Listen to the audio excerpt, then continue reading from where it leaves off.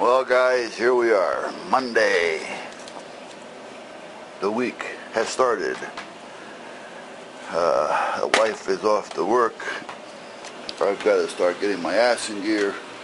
Start getting some things done around here. The weather's starting to break. So I just turned on all the outside water so that we have water out there now. And sometime this week I got to put the cutter on the tractor so I can start running the yard a few times and start mulching up whatever leaves are left laying around out there, and start to even out the lawn. Get some seed down.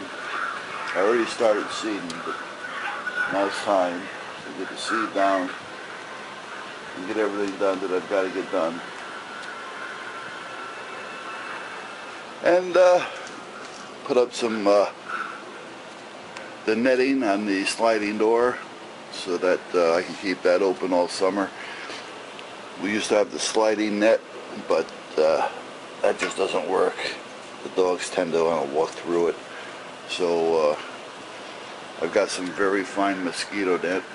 So what I do is I just hang that over the complete slider with 6-8 inches over each end as well. So this way the boys can just walk right through it, because when that slider is open, they use the door as a doggy door and they expect it to open, so they've gone through the screen a number of times. So I had to change it out. So you adapt, that's all. But anyway, I got to clean the 380. I've been abusing it the last week and a half, 2 weeks, between the classes and me being tired and the weather. Is just, this here particular gun had just got neglected.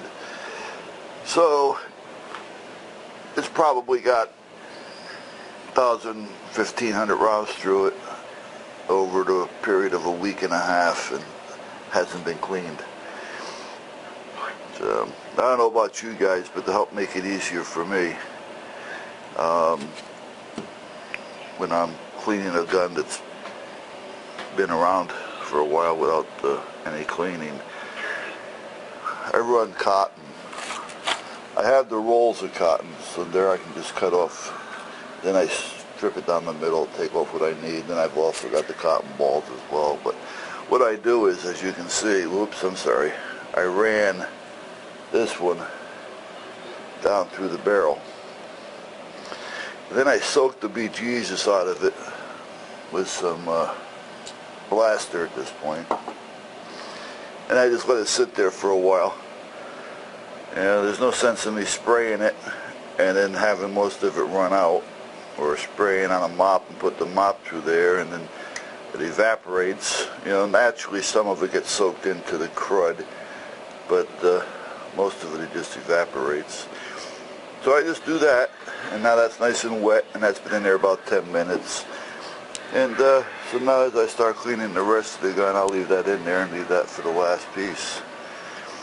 And it's like anything else. If I have something that's got a lot of crud on it, like even down in here, let me find something to point with. Even down in here, sometimes there's just something that you just can't get in there with. You know, you're in there with a little brush, a toothpick, whatever it is you're trying to get in there with. Yeah, sometimes I'll just stuff it with cotton and let it soak for a while, and then it loosens it up a little easier, making it easier for you to get out. Now the other thing is too, I use an air compressor, and I use the air nozzle quite a bit, because sometimes if that's loose enough down in there, when I blast it with the air, it'll blow it clean. You know, and if I don't want to disassemble the firing pin or anything like that, sometimes I can just spray some blaster in there, or another cleaner. I don't always use blaster. Oops, sorry guys. And I'll spray the bejesus out of it with the air, and that even takes care of that. And it's nice to have some air laying around. You don't need anything that big if you haven't got one and you wanted one to clean with. I've got another one over there in the corner. I don't know if you can see it. Let me see if I can zoom in on it.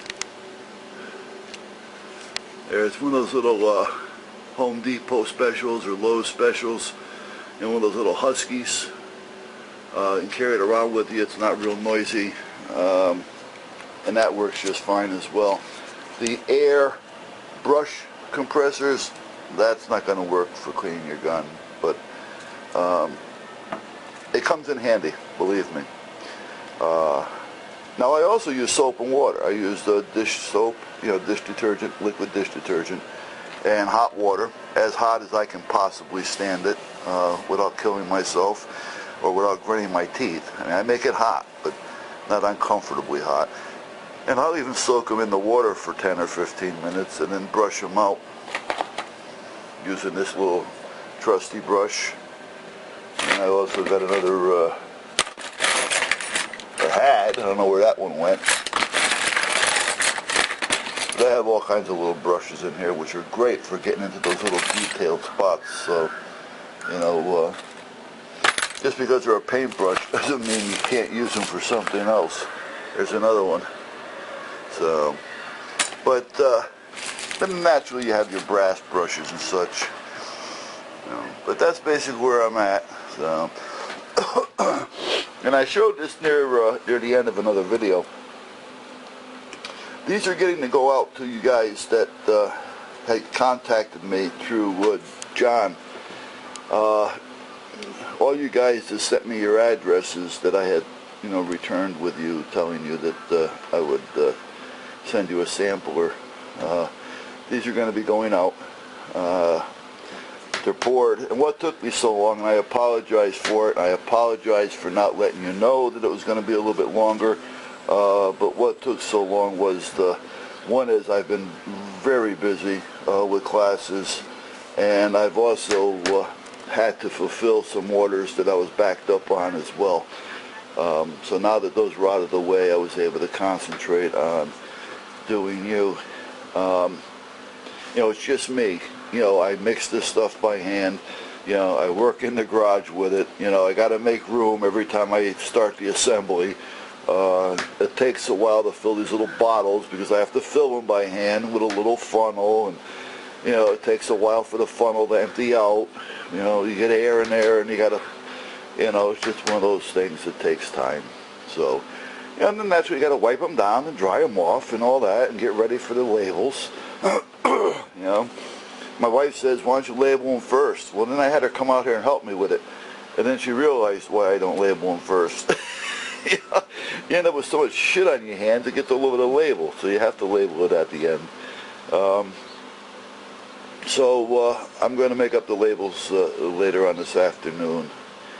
And I'll address them and get them out to you probably no later than Wednesday. But I do appreciate your patience, and I wanted you to know what's going on. So for those of you who watch my channel and had asked for these through John, maybe you can pass that around to the other ones so that they would know. And how are you going to do that, seeing that you don't know who the other ones are? I have no idea, so forget about it. Anyway, guys, that's so much for that. So let me get into the cleaning of the gun and get this back together and stop rattling off on the video. I can see how this can end up becoming long videos and boring videos and such. You start talking on these cameras and you just start talking like, you're talking to somebody next to you, and you forget time. There's one guy out there, I used to watch him all the time. What the hell was it? It reminds me of Search and Rescue. I forgot his 3 initials. Well, it's SAR. But he nice guy, good videos. But sometimes his videos get so damn long, and I just can't watch it all because I'm trying to get in touch and watch all the other videos, and get back to comments and PMs and things like that. So I apologize for it, and in return, I try not to go over 7-8 minutes. Sometimes I go 10, sometimes even borderline 15. But that's about it. Guys, again, here I go talking, so I'll get those out to you. Let me clean my gun and let me shut up. Have a good one.